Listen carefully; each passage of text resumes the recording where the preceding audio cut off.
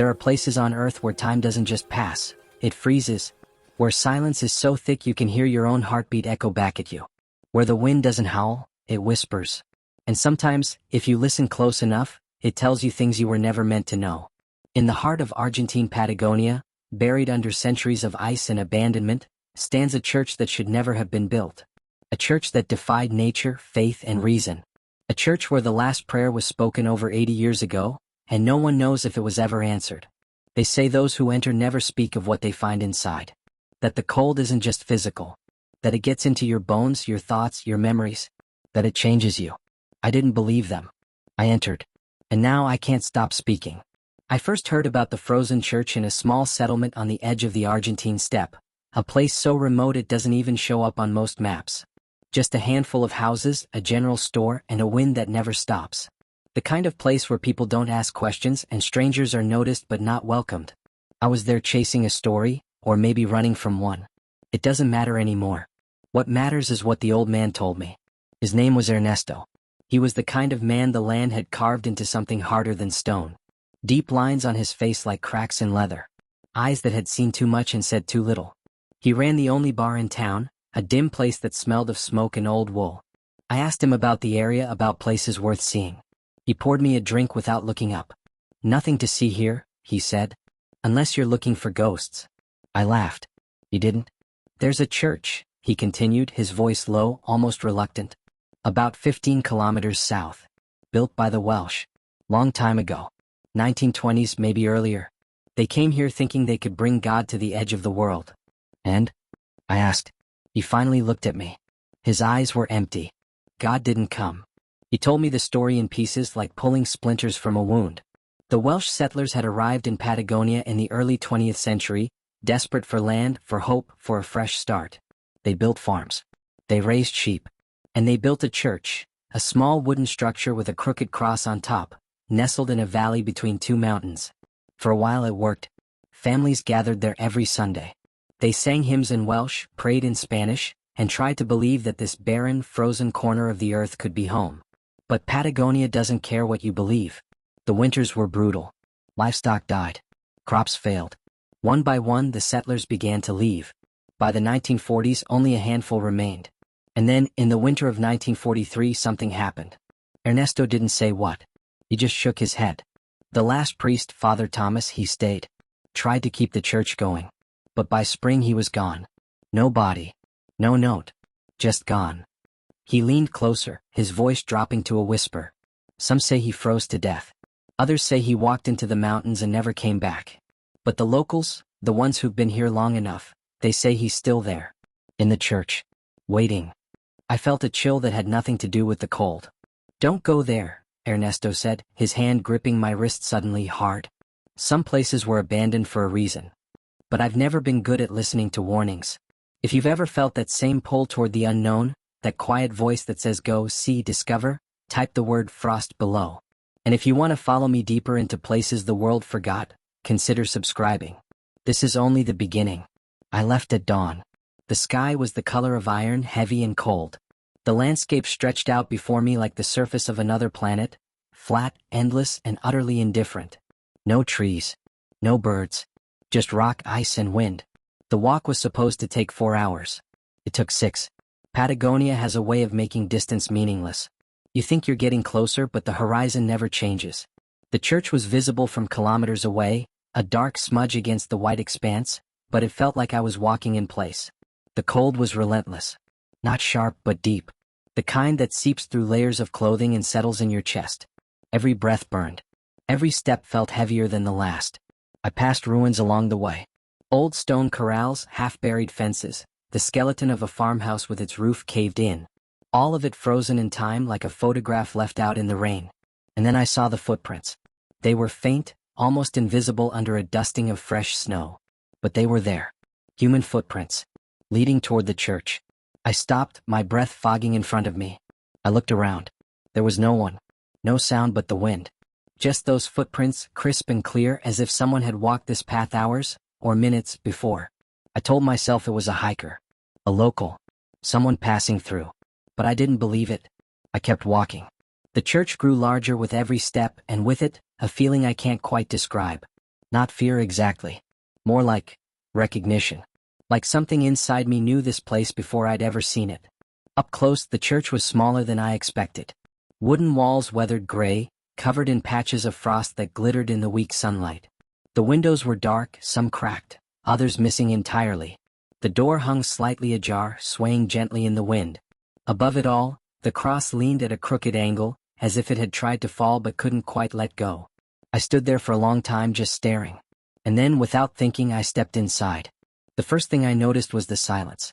Not the absence of sound, something deeper than that. A silence that pressed down on me, that filled my ears and my head and made my own breathing feel too loud. The second thing I noticed was the cold. It was colder inside than out. Impossibly cold. The kind of cold that shouldn't exist in a place with walls and a roof. The kind that makes you wonder if the air itself has frozen. The interior was surprisingly intact. Rows of wooden pews, still aligned, facing a simple wooden altar at the far end. Hymnals lay open on some of the seats, their pages stiff with frost. Candles sat frozen mid-drip on the altar, their wax hardened into strange, twisted shapes. Everything was covered in a thin layer of ice, like the whole place had been dipped in glass. And then there were the objects. Scattered across the floor, between the pews, under the benches, personal belongings. A child's shoe. A wool scarf. A pair of wire-rimmed glasses.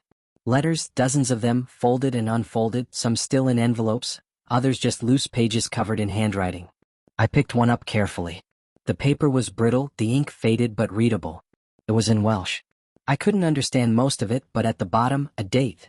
Ionor 1943, January 1943. I found another. This one in Spanish.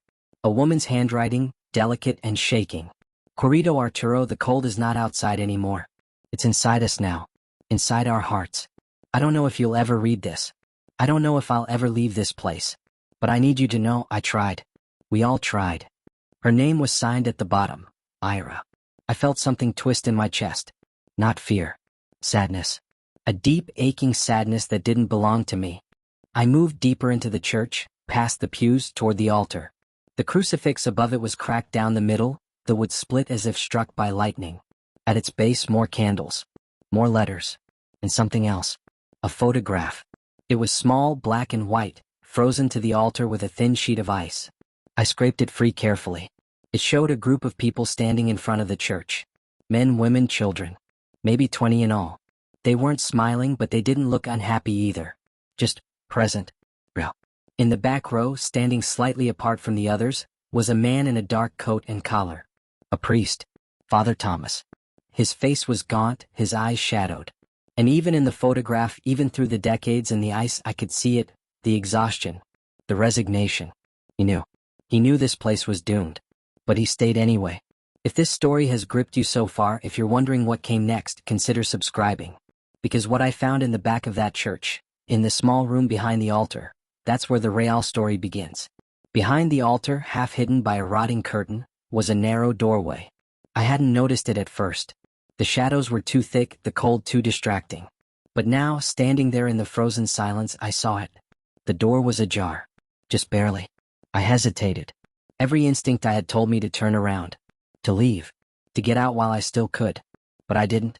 I pushed the door open. The room beyond was tiny, barely more than a closet. A confessional, maybe, or a storage space. There was no window. No light. Just darkness and cold. And on the floor, half buried in frost, was a book. A diary. I knelt down, my breath clouding in the frigid air, and carefully pried it free. The cover was leather, cracked and stiff. Inside, the pages were filled with neat, slanted handwriting. Father Thomas's diary.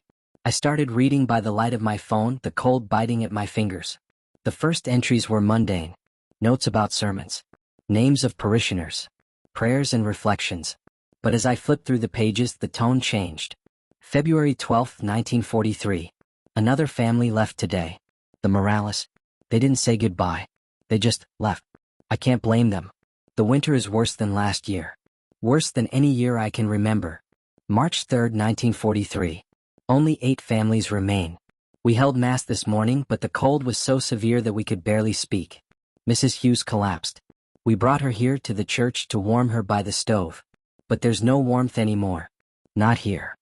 March 19, 1943. I found young Dewey outside the church this morning. He was sitting in the snow, staring at nothing. When I asked him what he was doing, he said he was waiting. Waiting for what? I asked. He didn't answer. He just kept staring. The handwriting grew shakier as the entries continued. More erratic. The sentences shorter. April 2nd, 1943. They're not leaving anymore. They're disappearing. April 10th, 1943. I hear voices at night. Voices I recognize. But when I open the door, there's no one there. Just the wind. April 15th, 1943. I tried to lock the church today. To keep them out. Or maybe to keep me in. I don't know anymore. And then the final entry. April 20th, 1943. I stayed to save them. I thought that's what God wanted. But this place doesn't want salvation. It doesn't want prayers. It doesn't want faith. It wants witnesses. And I've seen enough. If anyone reads this, if anyone finds this place, don't try to understand it. Don't try to fix it. Just leave. Leave and don't look back. The page ended there. I sat back on my heels, the diary still in my hands, my heart pounding. What did he mean? Witnesses to what? And then I heard it. A sound. Faint. Distant. But unmistakable. Footsteps. Not outside. Inside. In the church. I didn't move. Couldn't move. The sound was soft, deliberate. The creak of old wood under weight. Slow, measured steps crossing the frozen floor of the church. Someone was here. Or something. I stayed in the small room, barely breathing, every muscle in my body locked. My mind raced through possibilities. Another traveler. A local. A vagrant taking shelter. But the footsteps didn't sound human. They sounded hollow. Like they were coming from somewhere far away, echoing through empty space. I forced myself to stand. To move. To look. I stepped back into the main chamber, phone lights sweeping across the pews, the altar, the frozen candles. Nothing. The church was empty. But the footprints in the frost on the floor, the ones I'd made when I entered, were no longer alone. There were others now. Fresh. Leading from the door to the altar. And then, stopping. Right where I stood. My breath caught in my throat. I turned slowly, scanning the shadows, the corners, the cracked windows. Nothing moved. Nothing breathed. But I felt it. A presence. Not threatening. Not hostile. Just there. Watching. And then I understood. This place wasn't haunted by ghosts. It was haunted by memory. By the weight of all the hope, all the faith, all the desperate prayers that had been poured into these frozen walls. By the people who had tried so hard to make this impossible place a home. They weren't gone. Not really. They were still here. In the letters. In the photographs. In the frost that covered everything like a shroud. This church wasn't abandoned. It was preserved. A monument to belief. To stubbornness. To the human refusal to give up even when the world itself says no. I stood there for a long time just feeling it. The cold. The silence. The sadness. And then quietly I turned and walked out. The walk back felt longer than the walk there. The sun was setting, painting the steppe in shades of purple and orange. The wind had died down. The world felt almost peaceful. But I couldn't shake the feeling that I'd left something behind. Or maybe that something had followed me. I thought about Father Thomas. About Ira. About all the people who had stood in that frozen church and believed, even when there was nothing left to believe in. They lost. The cold won. Nature won. Patagonia won. But they tried. And maybe that's all faith really is. Not the belief that you'll win. But the belief that trying matters. I don't know if I'll ever go back. Part of me wants to. Part of me never wants to see that place again. But I'll remember it. The way the frost glittered in the dim light. The way the silence felt like a living thing.